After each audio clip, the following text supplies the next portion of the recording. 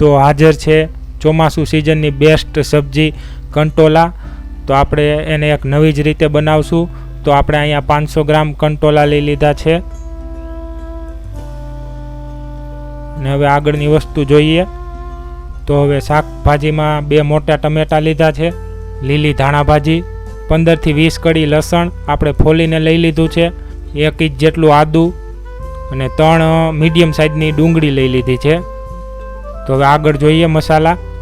તો હવે સૂકા મસાલામાં 1 મોટી ચમચી ખાંડેલું જીરું, 2 ચમચી તીખું મરચું કાશ્મીરી, અડધી ચમચી ગરમ મસાલો, 1 ચમચી હળદર અને સ્વાદ અનુસાર મીઠું અને દેશી ઘી 2 ચમચી।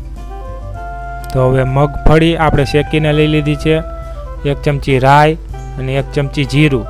તો આ રીતે બધાય મસાલા આવશે। તો હવે કંટોલાને આપણે એક કંટોલાને 4 ભાગમાં આ રીતે કટિંગ કરી લીધું છે। ત્યારબાદ મગફળીનો આ રીતે આપણે ભૂકો કરી નાખ્યો છે, આદુ અને ડુંગળીની આ રીતે પેસ્ટ કરી છે, ટમેટાની આ રીતે પેસ્ટ કરી છે, લસણને આ રીતે આપણે ખાયણી અને દસ્તા વડે ખાંડી લીધું છે। તો પહેલાં એક બાઉલમાં આપણે તેલ લેશું। તેલ આવી ગયા બાદ તેલ આવી ગયું છે તો હવે આપણે એમાં કંટોલા નાખીશું।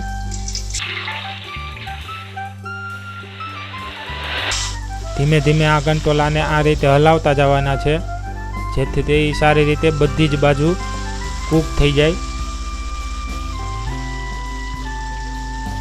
કૂક કરવા માટે આપણે એમાં 1 ચમચી હળદર પાવડર,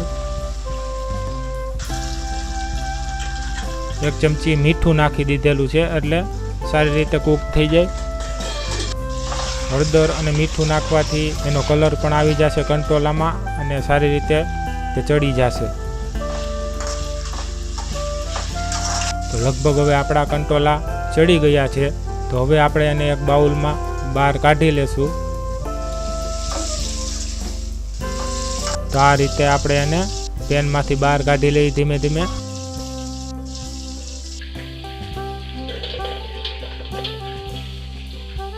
તો હવે પાછું એક પેનમાં તેલ ગરમ કરી એમાં પહેલાં આપણે રાઈ નાખી દેવાની છે। રાઈ ફૂટી ગયા બાદ એમાં આપણે જીરું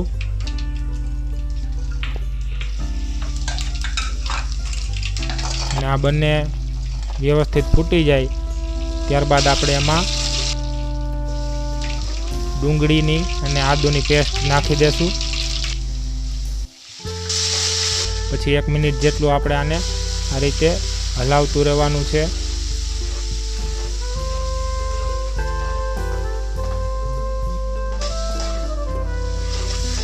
ત્યાર પછી આપણે લસણની આમાં પેસ્ટ નાખી દેવાની છે અને પછી પાછી આ રીતે હલાવીને એને 1 મિનિટ લગી હલાવવાનું છે। તો બરાબર આપણે લસણ ડુંગળી પાકી ગયું છે ત્યારબાદ હવે આપણે એમાં ટમેટાની ગ્રેવી ઉમેરીશું અને સારી રીતે મિક્સ કરી અને ટમેટા બરોબર ચડે એટલા માટે આપણે હવે એમાં હળદર પાવડર, સ્વાદ અનુસાર મીઠું અને ખાંડેલું ધાણા જીરું આપણે અંદર નાખી અને એને બધું જ એક હારે મિક્સ કરી લેવું।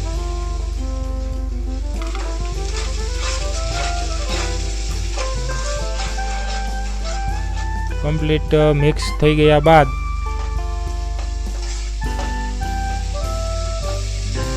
આ હવે કમ્પ્લીટ ચડી ગયું છે।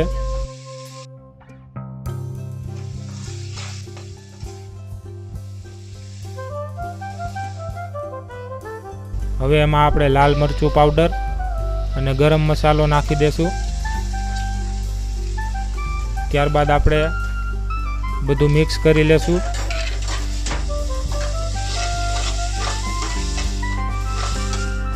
ત્યારબાદ આપણે એમાં થોડુંક પાણી નાખી અને મિક્સ કરી લેવાનું છે।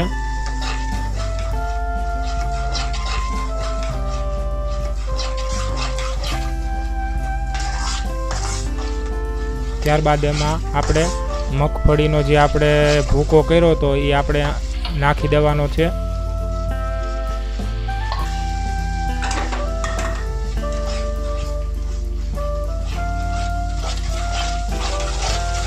ત્યારબાદ પાછું થોડુંક પાણી એડ કરી પછી આને થોડી વાર ચડવા દેવાનું છે.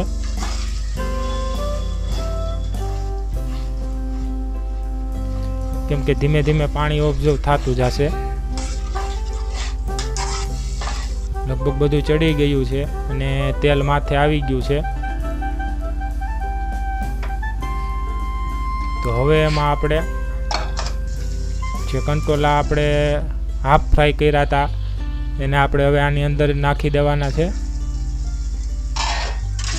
અને સારી રીતે આ રીતે આપણે એને મિક્સ કરી લેવાનું છે. અને મિક્સ થઈ ગયા બાદ આપણે એમાં થોડુંક પાણી પાછું એડ કરવાનું છે. ઓછામાં ઓછી આમાં મારે 1 ગ્લાસ પાણીની જરૂર પડી હતી. અને ત્યારબાદ આપણે એની અંદર 2 ચમચી દેશી ઘી હતું એ આપણે એની અંદર ઉમેરી દેવાનું છે.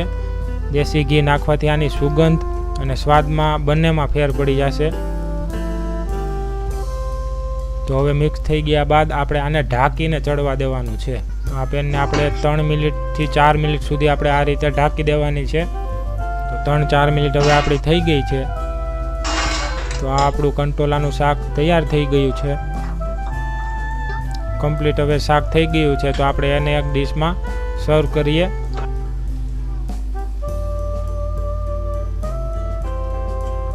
તો છે ને મિત્રો એકદમ સરળ કંટોલાનું શાક, ટેસ્ટમાં પણ ખૂબ જ સારું રહેશે. ચોક્કસથી આ ટ્રાય કરજો તમે. ચોમાસામાં અત્યારે કંટોલા મળી રહે છે તો એકવાર ટ્રાય કરજો તમે.